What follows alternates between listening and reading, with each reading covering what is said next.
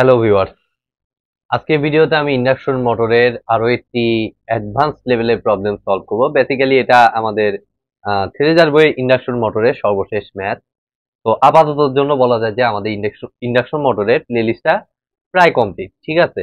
তো এরপরে দেখা যাচ্ছে যে আমার চ্যাপম্যানের বইয়ের আমি কিছু প্রবলেম হয়তো করাবো, সেটা অবশ্যই কিছু বেশ কিছুদিন ডিলে হবে, কারণ আমার অন্যান্য প্লেলিস্ট গুলোও মোটামুটি বেসিক গুলো কাভার করতে হবে। তারপরে আমার এগুলোর ইন্ডাকশন মোটর রিলেটেড গভর্নমেন্ট জবের কোশ্চেন গুলো আমি সলভ করব। তো আপাতত দেখুন আমি থ্রেজার বইটা আজকে শেষ করে দেই সামহাও আমি। তো আমাদের দেখুন এই কোশ্চেনটাতে বলছে the equivalent circuit of a 400 volt three-phase induction motor with a star connected winding has the following impedances। আচ্ছা, স্টেটরে আমাদের দেওয়া আছে এত ওহম, আর রোটরে দেওয়া আছে আমাদের এত ওহম, আর এগুলো রেফার টু সব হচ্ছে স্টেটর। তার মানে এটা হচ্ছে আর ওয়ান, এটা এক্স ওয়ান, এটা আর টু প্রাইম, এটা এক্স টু প্রাইম। ম্যাগনেটাইজিং ব্রাঞ্চও এখানে দেওয়া আছে। Find maximum torque develop, slip at maximum torque, power factor at a slip of 5%, use approximate equivalent circuit.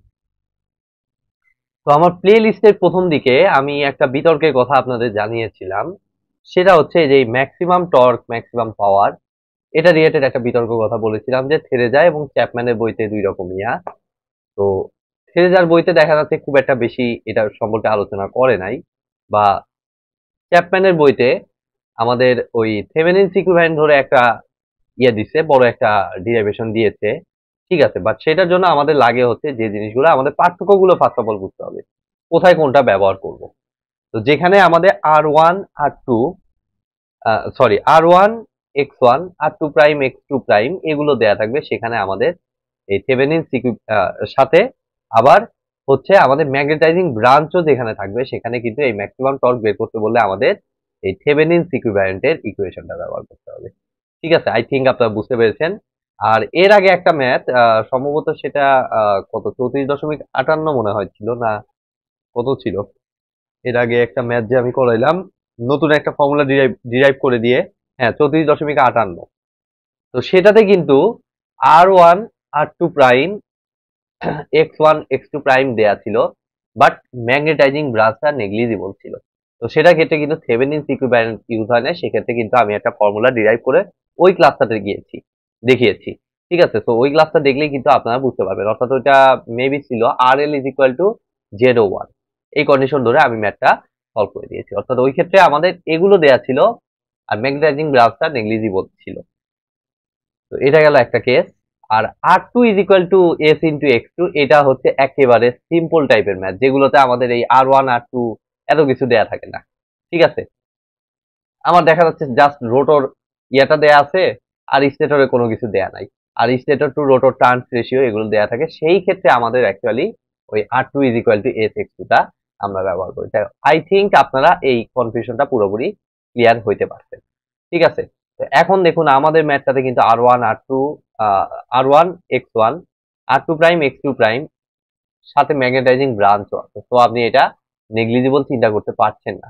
তো এই ক্ষেত্রে আমার ওই থেভেনিনস ইকুইভ্যালেন্টের ওইটাই ব্যবহার করতে হবে। তো সেটা ব্যবহার করার জন্য আমি এটা ফর্মুলাটা মনে রাখার একটা সহজ ওয়ে দেখুন দেখিয়ে দিচ্ছি। সেটা হচ্ছে আমাদের R two divided by S max S M, আপনি এভাবে জাস্ট মাথায় রাখবেন। কিভাবে মাথায় রাখবেন, R two is equal to আমাদের কি ছিল, সিম্পল ফর্মুলাটা, একদম সিম্পল ফর্মুলাটা, এটা তো আপনার মনে থাকে এস এক্স টু, তাই না। তো এটাকে ওই সিমিলার প্যাটার্নে জাস্ট এক্স এর জায়গাটায় রিপ্লেস হয়ে যাবে আমাদের অন্য কোনো কিছু, আমাদের রেজিস্ট্যান্স এবং ওটার নাম কি, রিঅ্যাক্টেন্স। যেহেতু এখানে রেজিস্ট্যান্স হিসেবে আমাদের স্টেটরও আমাদের আছে, তো এই এক্স টুর জায়গায় আমাদের কিন্তু ওই R one X one X two সবই চলে আসবে, ঠিক আছে। অর্থাৎ বেসিক্যালি আমাদের হবে হচ্ছে আর ওয়ান, আর কি কি জিনিস থাকলো, আর টু তো এখানে চলেই গেল, তাহলে আর বাকি থাকলো কত, আর ওয়ান থাকলো স্টেটরের রেজিস্ট্যান্স, আর থাকলো হচ্ছে J plus plus J into X one plus X two prime, ঠিক আছে। তো আমি মডুলাস আকারে নিব, দ্যাট মিনস এটা বেসিক্যালি আমার হবে root over of R one square plus X one plus X two, এর উপর X one plus X two prime, অবশ্যই এক্স টু প্রাইম, তার উপর হোল স্কোয়ার, সিম্পলি হয়ে গেল। এইভাবে বেসিক্যালি আমি এই জিনিসটাকে অ্যানালাইসিস করলেই আর আমাদের ওই থেভেনিনস ইকুইভ্যালেন্টের জটিল জিনিস আর বুঝতে সমস্যাই হবে না। এখানে কিন্তু ওই কাজটাই আমি করেছি। দেখুন আমি তারপরও আরেকটু ইজি করে দেই। এই যে এইটার ক্ষেত্রে আমাদের যখন ম্যাগনেটাইজিং ব্রাঞ্চ থাকবে এবং ম্যাক্সিমাম টর্ক এগুলো বের করতে বলবে, তখন আমরা বেসিক্যালি যে কাজটা করব আমাদের এই যে দেখুন স্টেটর সাইড এরকম, এইখানে এটা ম্যাগনেটাইজিং ব্রাঞ্চের ওভারঅল ইয়েটা, আর এই সাইডে আমাদের R1, এটা হচ্ছে আমাদের R1,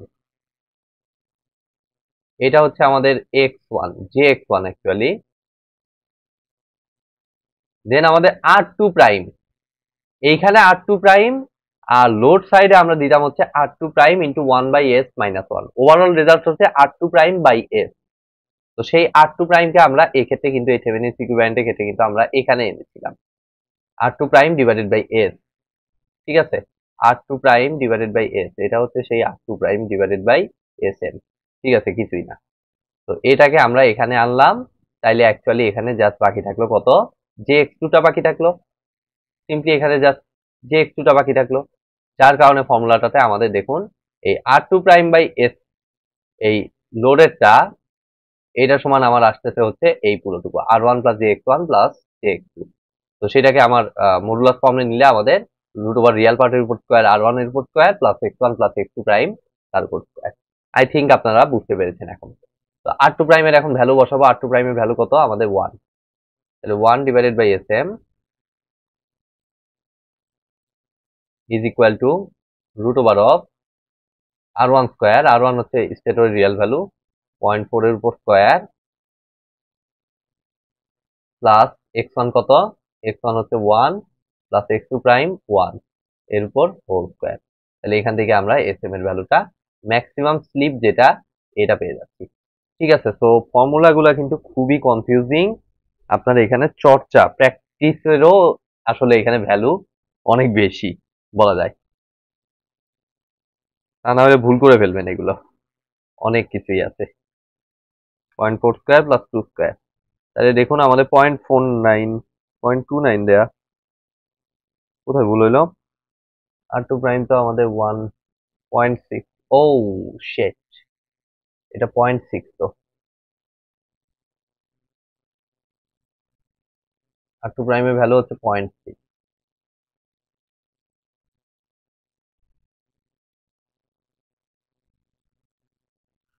তাহলে দেখুন 0.6 divided by root over of 0.4 এর উপর স্কোয়ার প্লাস 2 এর উপর স্কোয়ার, তাহলে আমাদের 0.294 আসতেছে। ঠিক আছে, আমাদের স্লিপ আমাদের হয়ে গেল। তাহলে স্লিপ হয়েছে মানে এখান থেকে আমি এখন বের করব আমাদের ইয়েটা, টর্কটা বের করবো। এটা যদিও আমাদের 2 নাম্বার কোশ্চেনটা সলভ হলো, এবারে 1 নাম্বার কোশ্চেনটা সলভ করবো। ম্যাক্সিমাম টর্ক ডেভেলপ, তো এটা বেসিক্যালি আমরা যদি বের করতে চাই, আমাদের ম্যাক্সিমাম টর্কটা আমরা জানি রোটর ইনপুট থেকেও নেওয়া যায়, আবার ইয়ে থেকেও নেওয়া যায়। ওটার নাম কি, ম্যাক্সিমাম পাওয়ার যে ডেভেলপ হয় সেখান থেকেও আমরা নেওয়া যায়। তো আমরা এক্ষেত্রে যে কাজটা করব, আমরা রোটর ইনপুট থেকেই নেব। তো রোটর ইনপুটের পাওয়ারটা আপনারা জানেন, এখানে অবশ্যই ম্যাক্সিমাম পাওয়ার ডেভেলপ, এই পাওয়ারটা আপনারা জানেন 3I2 স্কোয়ার,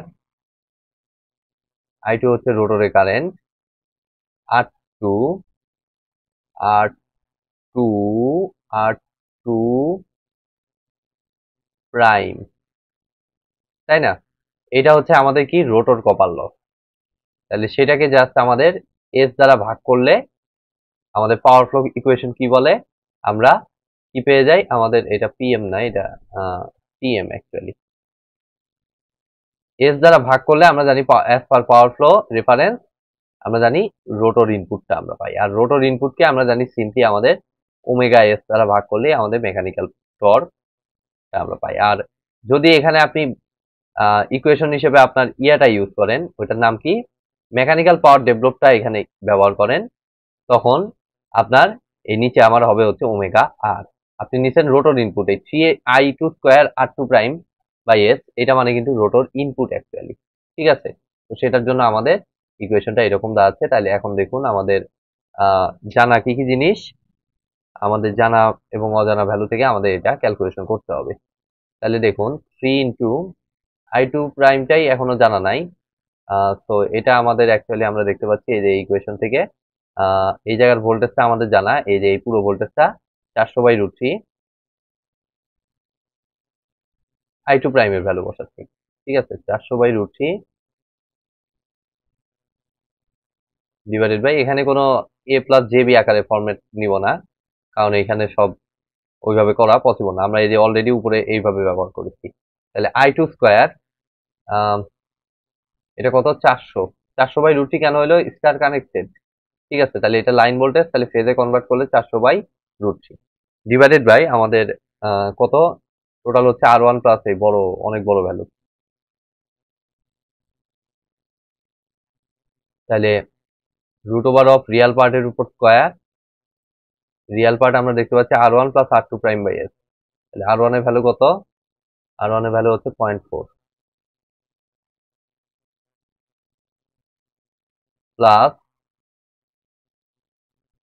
0.1,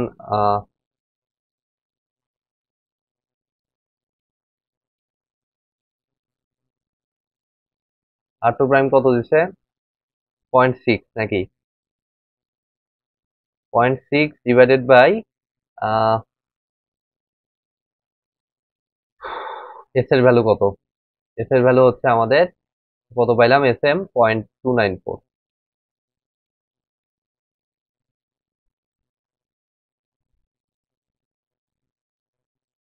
এর উপর আবার হোল স্কোয়ার, অনেক লম্বা ক্যালকুলেশন।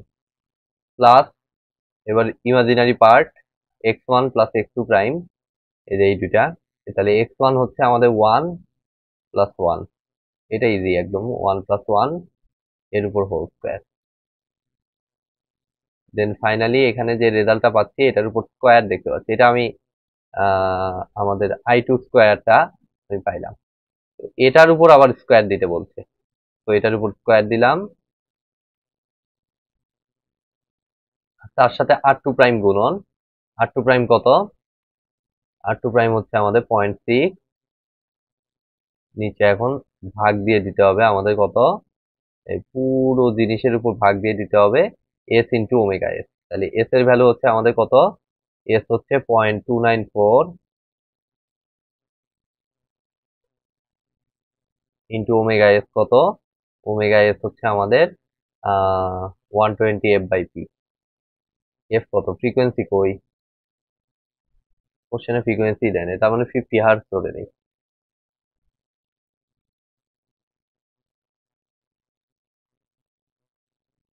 120 ইন্টু f/p, তাহলে 50 হার্টজই ধরে নেই, করার কিছু নাই।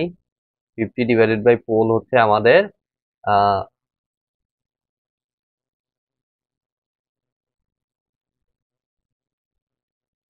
পোলও তো দেয়নি,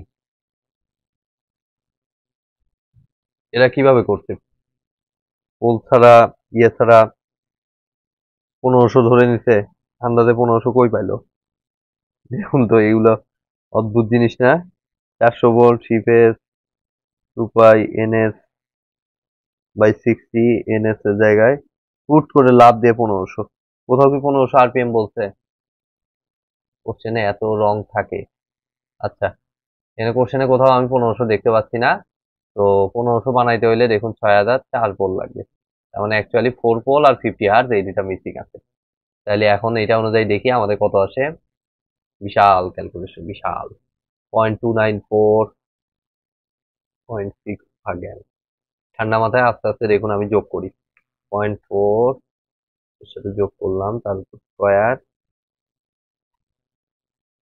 0.4 প্লাস 0.6 ভাগ 0.294 এর উপর স্কোয়ার, প্লাস 2 এর উপর স্কোয়ার, √ওভার অ্যান্সার 400/√3 ভাগ অ্যান্সার, যে রেজাল্ট পাইলাম তার উপর square, into 3 into 0.6 into 4 divided by 0.293 divided by 120 divided by 50। তাহলে আমাদের 21.936 আসতেছে।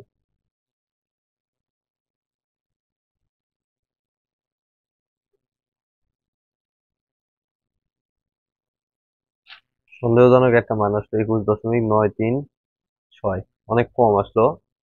আমি আরেকবার জাস্ট চেক করে নিব। √(0.4) এর উপর 0.4, আচ্ছা 0.4 প্লাস 0.6 ডিভাইডেড বাই 0.294 এর উপর স্কোয়ার প্লাস 2 এর উপর স্কোয়ার, √ অ্যান্সার 400/√3 ভাগ অ্যান্সার এর উপর square into 3 into 0.6 into 4 divided by 0.294 divided by 120 divided by 50, 21.861 আসতেছে। এই যে 351 এত কম বেশি হওয়ার কারণ কি?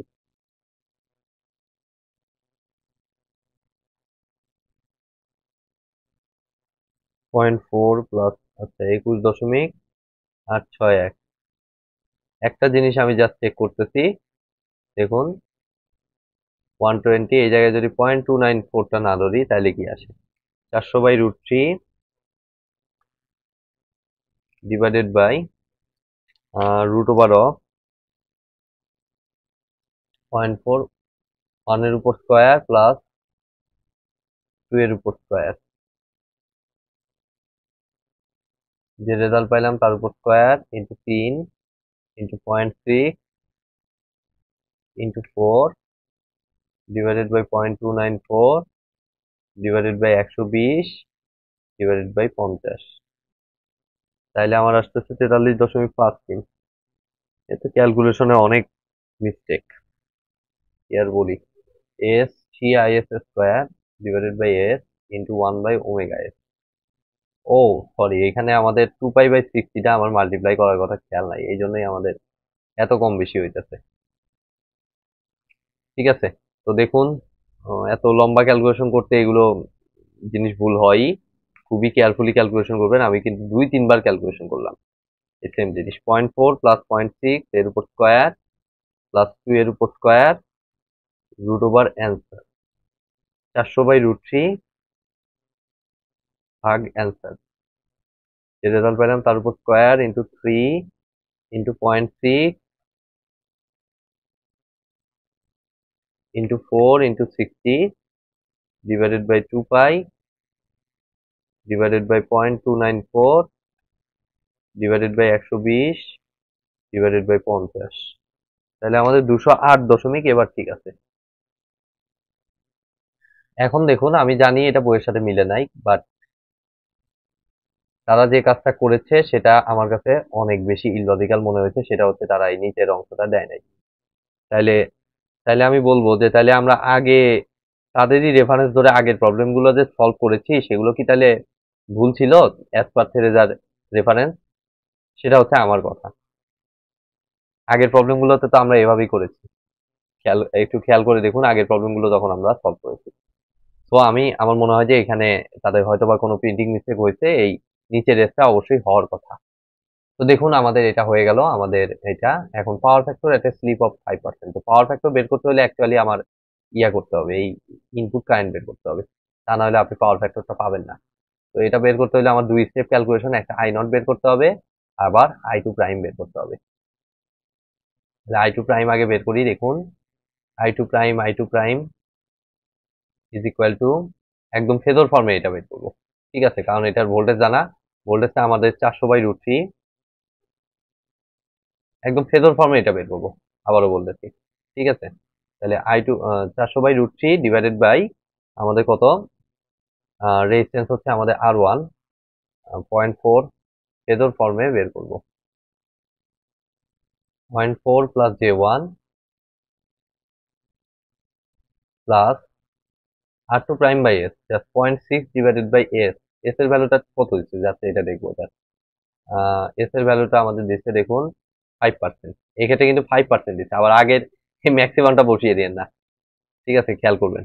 তাহলে 0.05 5% মানে প্লাস আমাদের যে একটু যে একটুটা কত, জে ইন্টু একটু একটু একটু জে ইন্টু ওয়ান। তাহলে আমরা আই টু প্রাইমের একটা ভ্যালু পাবো 0.4 প্লাস জে প্লাস 0.6 ভাগ 0.05 প্লাস জে 400/√3 ভাগ অ্যান্সার। যে রেজাল্ট পাইলাম এটাকে আর থিটা ফর্মে নিয়ে নেব। তাহলে 18.38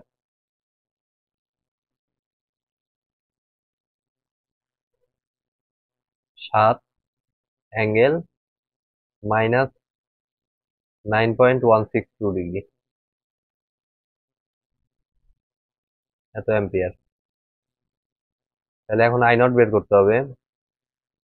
ম্যাগনেটাইজিং ব্রাঞ্চ নিয়ে এতক্ষণ পর্যন্ত কোনো কাজই করি নাই, এখন কাজ করবো 10+J50।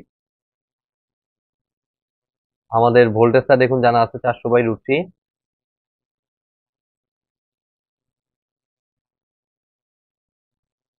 এটাকে জাস্ট ভাগ দিয়ে দেবো আমাদের 10+J50 দ্বারা, এই হয়ে গেল। এটা বেরোবে, দেন আমার ইনপুট কারেন্টটা পাইলেই আমাদের কাজ হয়ে গেল। তাহলে এটা একটু হিসাব করি, 400/√3 ভাগ 10+J5। যে রেজাল্টটা পাইলাম এটাকে আর থিটা ফর্মে নিলে আমাদের আসতেছে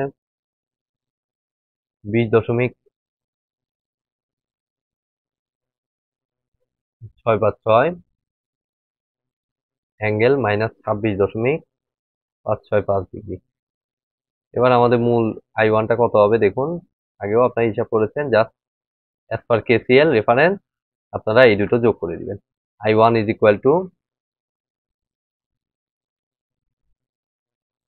I two prime plus I naught, দুটো ভ্যালুই পাইছেন, জাস্ট ক্যালকুলেটারে যোগ করে দিন। 20.656 তার সাথে যোগ করে দেন 18.387 অ্যাঙ্গেল মাইনাস 9.162 ডিগ্রি। তাহলে যে রেজাল্টটা পাইলাম এটাকে আবার পুনরায় আর থিটা ফর্মে নিতে হবে। তাহলে মোটামুটি আমাদের -18.373 ডিগ্রি মিলল না। কেন মিলল না? 231 আই টু প্রাইম ধরছে 20 প্লাস 0.4।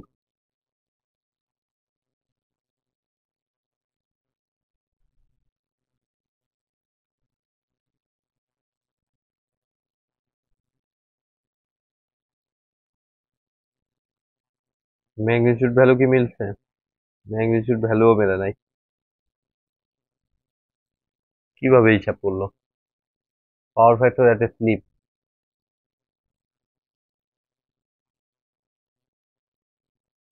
আমি আগের লজিক ধরেও যদি আমি হিসাব করি তাও দেখবেন যে এই ভ্যালুই আসতেছে, কারণ আগেরটাতে আমার জাস্ট এখানে ছিল R two prime into 1/s minus 1, but এখানে এরা কি করলো, এটা 220.05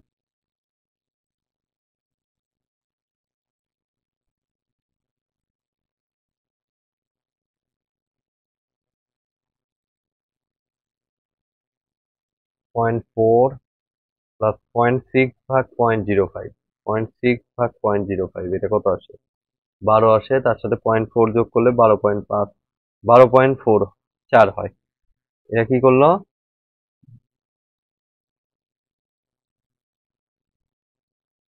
আর টু প্রাইম কত দেয়া ছিল? R two prime 0.6। থ্রেজার বইতে ভুল আছে দেখুন, আমি হতাশ অ্যাকচুয়ালি।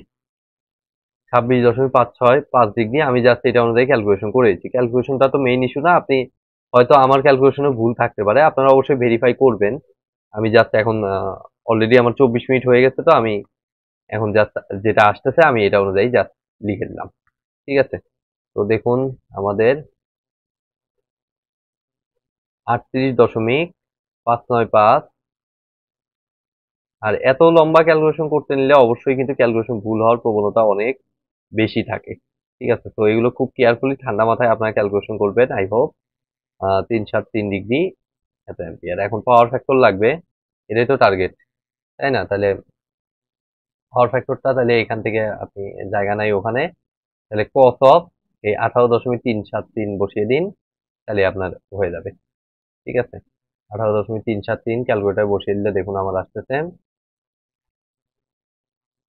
বইয়ের সাথে তো মিলবেই না, কারণ ওদের 24 আসছে, 24 ডিগ্রি মতো। তাদের হিসাবে আমার গড়মিল মনে হয়েছে 0.949, ওদের 0.91 আসছে। আমি আমারটাই লিখে দিলাম 0.949। আর যেহেতু কারেন্টটা ভোল্টেজ থেকে ল্যাগ করছে, তার মানে power factor lagging, lag power factor. এই কোশ্চেনটা পুরোটাই বিতর্কিত আমাদের অ্যাজ পার থেরেজা।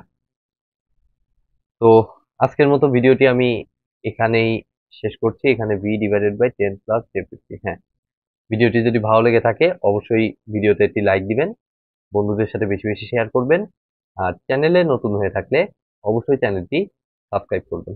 ধন্যবাদ।